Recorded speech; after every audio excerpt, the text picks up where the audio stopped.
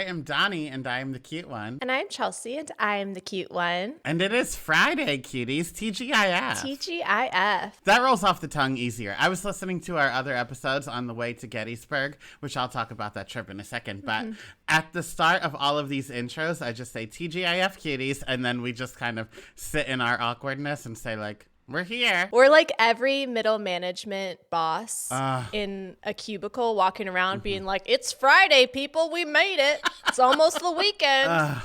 That's why I can't go back to it. That and because I'm an HR nightmare. But besides that. Besides the fact that you've been blacklisted from everywhere for your behavior. At least they let me still come in and eat. If I wasn't allowed in chain restaurants, I'd simply perish. Well, I'm glad you're alive here with us today. You. We've made it. We've made it. Rise and grind. Live, laugh, love. I want to start this TGIF episode with a bit of vulnerability. Something's been weighing heavy on my heart, Donnie, and I need to confess my sins to you. Here's the place for it, yeah. So during our Wedding Crashers episode, and also just all the time before that, I have mercilessly made fun of you, talked shit to you, judged you for your idea of like forced family fun. Organized fun. So my dad turned 62 this week, and I hosted his birthday party, and he is a funny little fella, but he wanted it to be like a tie-dye, Grateful Dead, hippie type of like music festival vibe. He did recently, and I might have to make this Patreon, he did recently do mushrooms for the first time, and his life has changed. And this lady that was at Gettysburg Pride, which will tie into my story, she like came up to the booth I was working at. She was like a older woman, like 60 something, and said that she recently got into mushrooms. Yeah. That's what the oldies are doing. The mushroom chocolates are it, apparently, for boomers. But my dad has always been Deadhead adjacent, very into music, went to music festivals. But now that he is like close to retirement, he's really, I guess, deciding like, because he's a rule follower. So now he's deciding like, rules schmools. So he wanted to have this hippie tie-dye party. And so I don't know if you noticed this cute little garb I have on. Did you not change since the party? We tie-dyed. I did forced family fun. I made everybody bring a white shirt or white socks or white something. And then we all tie-dyed. And it was so much fun. Was it a hit? It was a hit. Now my hands are still a little bit green because the gloves that I was using did have a hole in it. And I have spent the last day rinsing things out and washing them and giving them to my family members. But everybody loved it, and we have cute little outfits now. Wow. I'm so proud of you. I'm not here to say I'm sorry, but I'm here to say... You were wrong. Okay. That one was a good one. This is just a stepping stone to reindeer games. Your family will be playing. I shan't be doing a potato sack race in the future, though. All right, if you say so. So wait, how was your trip to Gettysburg? Where do I begin? It was a trip to Gettysburg, so that's exactly what it sounds like. It was Gettysburg Pride, and this was a friend I've been trying to visit, but then things happened, like my grandma died, etc., etc. So, like, I gave her limited options and was like, here are the weekends I can come see you. I am a busy boy, as we're all familiar. So we picked this one. It was Gettysburg Pride, and she owns a luxury picnic company. So she was like, unfortunately, I have to like have a vendor table during Pride, but if you want to help me work it, you can. So I did. And I was nervous going, like at first, when I first said Pride, I was like, oh yeah, I'm so excited. Then I thought about what Pride in Gettysburg would look and feel like. Yeah, what does that look like? Is it people dressed in Civil War costumes, but like a little rainbow flag? It's not. It's people that live in Gettysburg, which are generally weirdos. Shout out to your friend. Well, much like clothing and hair, where you live doesn't have to define you either. That is a choice. If you move, I don't need to make fun of it anymore. Okay. But Gettysburg is a lot of weirdos. It is central Pennsylvania. So it was just a lot of weirdos celebrating Pride, which was lovely. It is in a way that I get to celebrate because I'm not a weirdo in that way. New York Pride is more my speed. I will be in booty shorts with like assless cutouts and a crop top. That is how I celebrate. Getting fingered on the dance floor, my go-to signature move, as you're familiar. That. When I went to my sister's bachelorette party, I took them to a gay club after, and I was like, this place has really changed. I felt such like a boomer, but I was like, this place has changed. There's no strippers there. There's no porn on the TV. There's no one getting fingered against the DJ booth. And then I was like, well, that did used to be me. Well, I did just get here, so the night is young.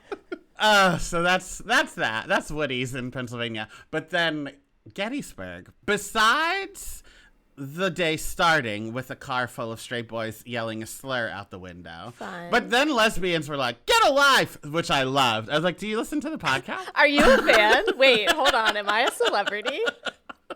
Besides that, it was a very wholesome event. It's like a Brandy Carlisle concert, I imagine. But less concert, more just like people shopping with vendors, which was cute. Like a farmer's market for gay people. Yeah, a farmer's market, but like the occasional 13-year-old would be wearing a dog mask. Love that. Like that. Uh-huh. Yeah. Oh my God, quick side note. I know I talked about the Fairy Ears, the Renaissance Festival, a couple of weeks ago. Speaking of weirdos, Ocean City, Maryland's Renaissance Festival, where we saw a mermaid in a fish tank, a woman in a fish tank hunting for pearls that they can make necklaces with. That was before we introduced our Regis and Kelly segment. The Cuties really missed out on that one. But well, first, I'm going to stop you really quick. Yeah. That's very kind of you to say there's weirdos at the Renaissance Festival in Ocean City, Maryland, because I think there's weirdos at all Renaissance festivals. yeah, but Ocean City... Oh. I thought that was a top-tier place. No? Well, it is. Ocean City is ocean shitty because it is so fun and so trashy. Okay. But it's better than Ocean City, New Jersey, right? Well, anything's better than New Jersey, the armpit of America. No offense, New Jersey, Garden State, shout out. So, of course, my youngest opts for a mermaid crown, a mermaid tutu. Little set, very cute. My oldest walks around and she found a pelt. Like a real life fur tail that was made out of some sort of animal that are the type that those kids like clip on as a tail. I had a crisis of faith because I am of the mindset as a mother, I want to and all of my children's wants. I want them to feel fully like themselves and their identity. But I was like, this is the line. I can't have my kid being a tail kid. And so I was like, no, honey, we don't wear fur in our house.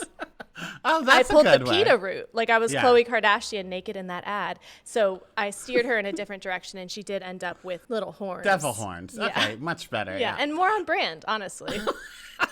So all that to say, weirdos at the Renaissance Fair also. Weirdos are just populating the East Coast, I hear. Including us. There's two sitting with you right now. Also in Gettysburg, I was bullied, not just by that car of straight men, but also by my friend's 4-year-old son. And I think he was just jealous that like the mom hadn't seen me in a while, so she was talking to me. Like he was in the car when she picked me up, and right away she wanted to talk about like what's been going on in my life, etc., etc. So at first it was just all like ways to get her attention. Like, Mom, I'm cold. Mom, I'm hot. Mom, my noodles are stale. Mom, you didn't ask me what I've been up to. I made a great drawing in daycare today. Exactly. Like it was all very obvious cries for attention. But then when he still wasn't getting it, then it turned to, I don't like Uncle Donnie. And I was like, well, you don't have to call me that then, you little shit. But I don't like Uncle Donnie. And we got that a lot. And then it became, I'm not welcome in his home. No.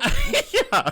And this continued throughout the whole weekend. And I know he's a 4-year-old. I know he was just jealous. But after a while of hearing that, it really does take a toll on your mental health. Yeah, that you weren't welcome. Uh-huh. Is he homophobic, you think? I'm just kidding. I'm just kidding. He'll be in that car soon. You're welcome here, Donnie. Thank you. But I would also like to get the contact information of that young boy because I think that we could start a club. So, Cuties, if you want to see me cry on screen, you can go to YouTube. The link is in the show notes, and go over and make sure you like and subscribe so that we can get more followers and get paid to do what we love to do. Talk to you.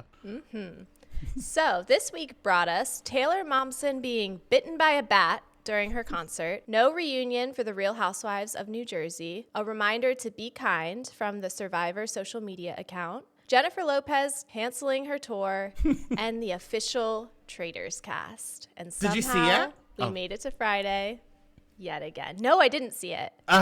It is not as good as last year. Okay. I do think the casting people probably know what they're doing and it will be fine. Mm-hmm. But on paper, it's kind of a flop. So it is Sarah Hyland's husband, Zac Efron's brother, Britney Spears' ex. We're just going for like famous adjacent. I know Sarah Hyland's husband is like a Bachelor guy, but yeah. Who the fuck are the other two? Exactly. Unless it's K-Fed. If Britney Spears' ex K-Fed, I would tune in. Oh, for K-Fed, I for sure would. No, it's Sam Asghari or whatever, the most recent one. Yeah. A douche canoe. Mm-hmm. Another douche canoe on the cast is Tom Sandoval. And then it's rounded out by Chanel Ian, Dolores Catania, Robin Dixon, and Dorinda Medley from Real Housewives. Oh, Dorinda's going to be a disaster. I know. And I think there's a limit on how much you can drink. I was just about to say, I think they curb your drinking to like 2 or 3 drinks a night. Yeah. So I don't know how that's going to go for old D. I can't wait. Then we have Chrishell from Selling Sunset. Okay. Danielle Reyes and Brittany Haynes from Big Brother. And those two are two of the best. And they were both on the Christmas season Reindeer Games. Brittany screwed Danielle over during that. So they're going to come into this with a fresh feud. Love that. Bob the Drag Queen. I love Bob the Drag Queen. Okay. Me too. They're going to be very good. Yeah. Oh, for sure. Jeremy Collins, Boston Rob, Tony Vlichos, and Carolyn Wigger from Survivor. Gabby Windy from The Bachelorette, some wrestler, someone from The Biggest Loser, and then Sierra from Summer House. Weird. Yeah. Love Sierra. Think she's great as part of an ensemble in Summer House. But why not Paige? Why not Lindsay? Right. Well, maybe this will be her moment to be away from the ensemble and we'll get to see a little bit of her. Because Sierra is so hard for me because I really want to like her. Her bed stresses me out. The state of her room, get it together. But there are moments where I feel like I see her and I'm like, oh, I like her.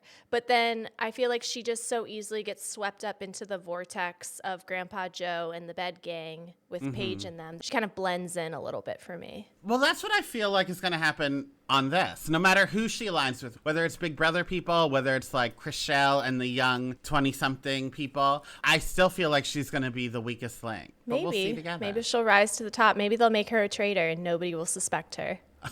That's very true. So let's move on to headlines. Would you like to go first or second? I'll go first. Okay. Let's talk about some Canada news. We've never covered Canada news. Oh, Canada. Je suis Québécois, you know. Are you? Mm-hmm. My family's from Quebec, and a lot of them live there and speak French. Je suis la vie. That's from the Muzzy commercial. I know. I don't know what it means. I don't either. You'll notice I said my family speaks French and not me. I spoke it for 3 years. I took French for literally like 8 years. And I have cousins who visit every summer, and I have the opportunity to immerse myself and just speak French with them. But instead, I think there's something broken. The same thing that doesn't allow me to have an internal monologue or picture things. I think there's a block there for new languages. Also, why did I take French in high school when Spanish was right there? And why do they even give you an option? Like, this is a Spanish-speaking country. Just make people learn it. Yeah, but that's better than sometimes they offer Latin. Why are we offering Latin? Yeah. I have no idea. Anyway, now that we've torn apart the institution of public school system, I want to talk about Canada. A Toronto restaurant called Manita tagged Zachary Quinto because he had eaten there. They tagged him on social media, and the caption said, Zachary Quinto, an amazing Spock, but a terrible customer. And then in the comments, they continued and said, he yelled at our staff after he didn't reply to 2 texts to inform him his table was ready and refused to believe the empty tables in the dining room weren't available for him despite being politely informed they were spoken for. He made a host cry and the rest of the brunch diners uncomfortable. Mr. Quinto, take your bad vibes somewhere else. We have many lovely celebrities join us at Manita, but you are not one of them. You know what, though? I kind of love this idea of Yelp for customers. I think that we need to flip the script a little bit because there are some monsters out there dining. That's very true. There is a dating app. Not really a dating app. It's called The Blowers, so you know what it's used for. Sure. There is an app that gentlemen use, and you can leave reviews on that. About how good they were? Mm-hmm.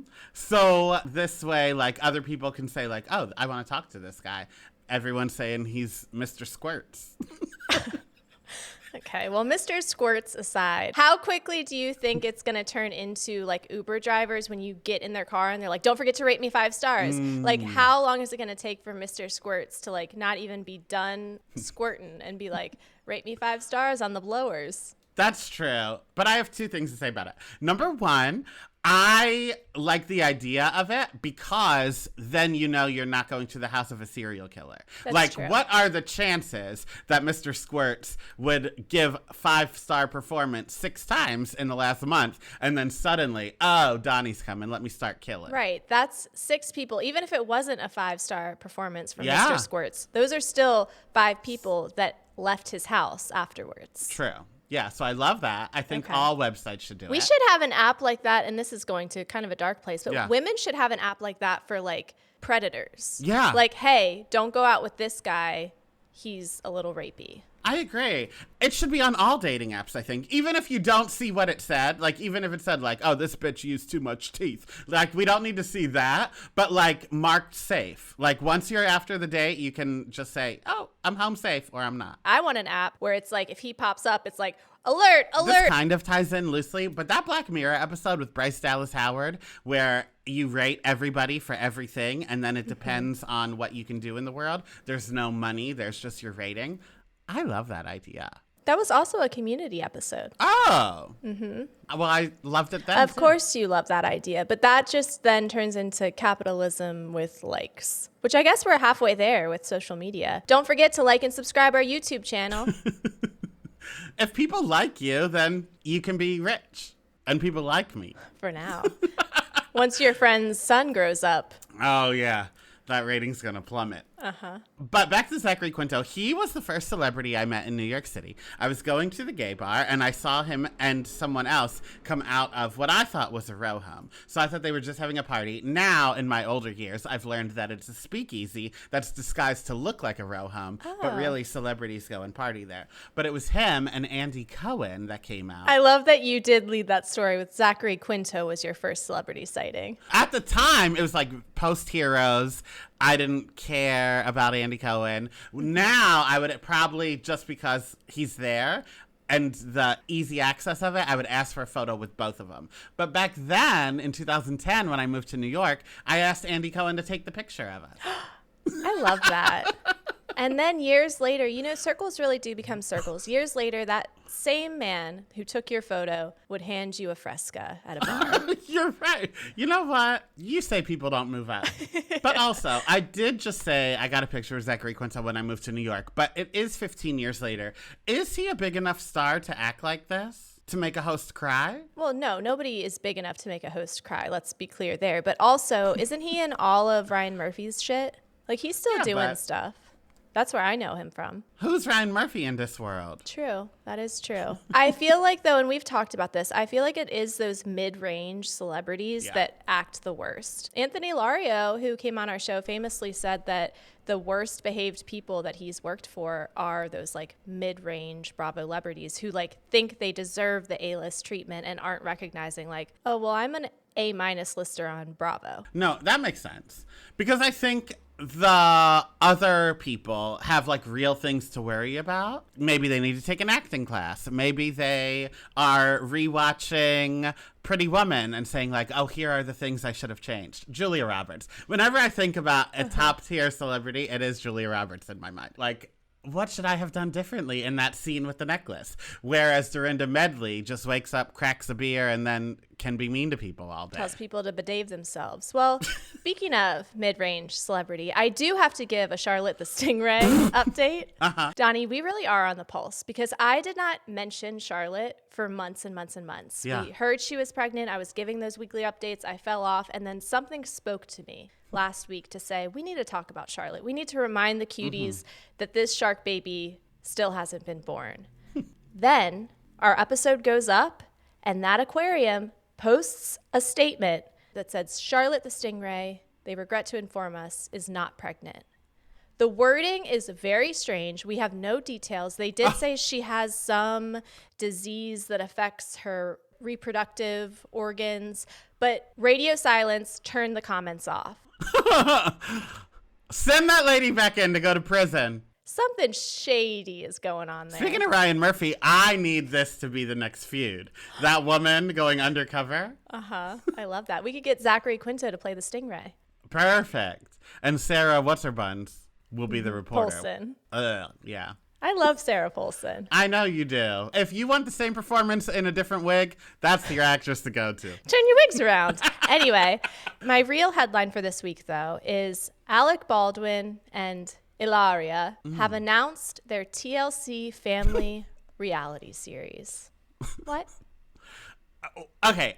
Was it filmed already? So the series, tentatively titled The Baldwins, is set to air in 2025 after the scheduled trial in the fatal Rust film set shooting. Alec and Hilaria Baldwin have been making headlines since they were married nearly 12 years ago, the network said in a release. For the first time, they're opening up their family lives and bringing everyone in to join the nonstop love, laughter, and drama.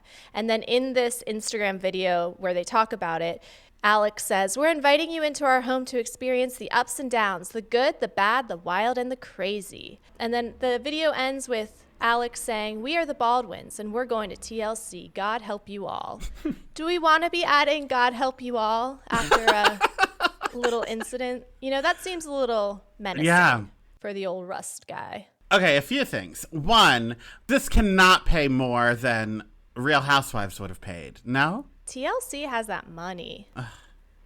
I mean, I guess then. Because then you can also self-produce because there's not anyone getting into it, you know? Whereas, Kyle Richards could put your business on the table if she wanted to. Whereas this, it's just your family. In theory. But this is what I wanted to ask you. What do you think that they think they're doing? Like, do you think that they think they're getting ahead of everything? Like, Hilaria is suddenly going to be talking like she's from Boston again, and Alec gets to show you, like, look, I'm just a dad. I think it's that. And then I also wonder, the trial didn't happen yet, right? Part of the trial happened, but it's not completely done. He's guilty. There were charges brought to him, I believe. Okay. So I wonder if, like Kelsey Grammer said, that he agreed to Real Housewives because he knew he was going to leave Camille, so that this way it set her up to have a career of her own. I wonder if Alec is doing this so that if he goes to jail, Hilaria has something of her own. Maybe. Or maybe he just needs a shit ton of money to be able to pay out people. That's possible as well. Because I feel like people who go on reality TV, especially what a wild world we live in, that Alec Baldwin, I want this to just sink into everybody because I think we've normalized this too much. Alec Baldwin is going to have a reality show on TLC. At one point, he was an A-lister. So I think he used to be the person who's able to, control the narrative and tell people what to do. But I really don't think people know what they're getting into with reality TV. All it takes is some clown bongo music in the background, and you look like an idiot. This is a man that was an Oscar nominee and has multiple Emmys. Yeah. And now he's going to be on TLC. On TLC. Maybe it's just because I was a Bravo watcher, but I'm not happy about being one. So, I feel like I could self-reflect to a degree. But I feel like Bravo is the, classiest of networks. It's, polished, at least. Where TLC always reminds me of, Winter's Bone, even if they have money. Well, I think TLC is the only reality network that's doing well right now because they have 90 Day Fiancé. They have those two sisters that are all over the place. I think they're the only ones making money. But yeah, I agree. It's what is the budget on this thing? And I have so many follow-up questions. I will tune into the premiere. So I guess I am part of the problem because I want to see what it's going to be. And to clarify, I didn't mean budget, but I mean TLC is home of freaks. That should be their tagline. TLC, home of the freaks. Where Bravo at least it's pretty women in ball gowns, and then you find out, oh, they're freaks too. But it is so soap opera Vaseline over the camera that it's hard to tell they're freaks. Before I watched the video on Instagram where they announced this show, I was wondering the Hilaria situation, was she going to pull a Dorit and double down? But no, in that video, she is fully back to being a rich white girl from Massachusetts or wherever she's from. That is wild. So wild. I'm fascinated by her. I mean, I will be tuning in. I am part of the problem, but I would love to see Tina Fey's group chats right now. Do you think she still talks to these people? Well, I think she still talks about these people. Okay. But let's not forget, Tina Fey writes things in plain sight. Like on 30 Rock, she was the one writing those Harvey Weinstein jokes way back when. She also on 30 Rock, and I know the timing of it. I know they got together 12 years ago. So if it predates this, then maybe Tina Fey is like The Simpsons where she predicts the future. But I do believe it was in that same time frame. In 30 Rock, Tina Fey wrote an entire plot of one of the episodes where Alec Baldwin's character was dating this woman who was faking a British accent. I do love her writing, and I know it gets a lot of pushback, but as a whole, I do love Tina Fey's writing, and I do wish she would write something else. Me too. A TV show. A TV show. Yeah. Tina Fey and Amy Poehler, that would be my like dream blunt rotation. They were for a little bit, and then I don't even think Hollywood did it to them. I think I just did. But you know, like when someone gets to whatever they are, then I just don't like them anymore. And Yeah, that's Hollywood didn't, because I think Hollywood would want them to host every awards show ever because they're like the only ones that can do it, apparently. We end up with either James Franco up there or Joe Coy. Oh, God. Well, that's the end of this week. Let's name a cutie, shall we? We shall. So my cutie of the week is Trina McGee. You may know her as Happy Pride Month, one of my sexual awakenings. She played Angela on Boy Meets World. She is pregnant and expecting her fourth baby at the age of 54. I'll say that again. Pregnant, expecting her fourth baby at 54. So she is my cutie of the week for two reasons. Number one, she has not aged. If you were to put her picture there and ask how old she was, I would not, in 100 guesses, guess 54. And number two, just good for her. Couldn't be me, but good for her. Good for her. Good for her. Just science really quick. What is the age women should stop having babies? Is there an age? There's no should, Donnie, but biologically. What would a doctor tell her? Well, so for example, my sister-in-law right now is pregnant and she is 36. She's considered on all of her paperwork a geriatric pregnancy. Okay, so Trina McGee's like a grandmother. But I mean, it's amazing because she hasn't gone through menopause. That means she's still fertile enough to be pregnant, which is wild. That's our Angela. I bet Topanga won't be able to say the same thing. Anyway, here's your cutie. Flavor Flav! Because... Okay. On Monday, he posted on Twitter that he visited a Red Lobster in his area, and in an effort to save the restaurant and keep it in business, he ordered everything off of the menu. And then the caption, he said, "Your boy meant it when I said I was going to do anything and everything to help Red Lobster save the Cheddar Bay biscuits." Thank you, Flav. We salute you, Flav. I need a reality show of that. Give Flavor Flav a show where he goes to all the restaurants that are going under. Rainforest Cafe, Red Lobster, and Margaritaville, to name a few, and orders everything off the menu. And I can be his, like, travel companion, like Oprah and Gail. It'll be me and Flav. Like an Anthony Bourdain show for Flava Flav, but only chain restaurants in his local area. What do you think he would call me? I don't know, because some of those names that he gave those women on Flava of Love were wild. Yeah, probably Bald Faggot. Probably. Wasn't there one woman that just kept her name? Like, he named everybody. He's like, "You're Pumpkin, you're Destiny, you're New York." And then it was like, "Yeah, and you're Cynthia." All right, well, we've done it again. We have. We're here. We're queer. Get used to it. It is Pride Month, after all. And if you don't rate us 5 stars, you're homophobic. You are, just like my friend's son. So, one more reminder about YouTube. The link is in the show notes. Like and subscribe. And then on the podcast, on Apple or Spotify, you can rate us 5 stars. God bless America. Wait, what did Alec Baldwin say? God help you all. God help you all. And on that note, I will tell you that next week we are covering The Core. Is that correct? Yes. And if you can't tell by the way Donnie delivered that line, it broke him. It broke his brain. It broke his spirit. And we're just 2 weeks into Chelchella. Oh, God. And it only gets worse. No, I come up a little bit. It's like on a doctor show where it's like, beep, beep, beep, yeah. Beep. And then by the end of Royal Tenenbaums, it'll be beep, beep, beep, beep, beep. No, the machine explodes at the end. All right. That's all. Talk to you later. Love you like a sister. Bye. Bye.